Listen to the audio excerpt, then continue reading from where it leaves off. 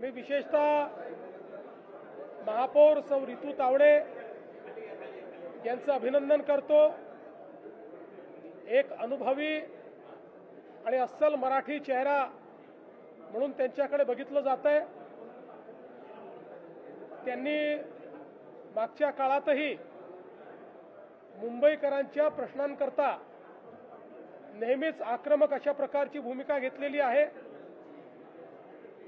आणि मला विश्वास आहे की यापुढे देखील त्यांच्या माध्यमातून मुंबईच्या विकासाचा जो कार्यक्रम महायुतीच्या सरकारने सुरू केलेला आहे तो आता महानगरपालिकेच्या माध्यमातून अतिशय चांगल्या पद्धतीने राबवला जाईल।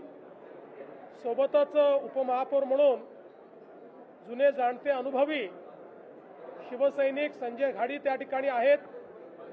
त्यांच्याही अनुभवाचा फायदा हा निश्चितपणे मिळेल।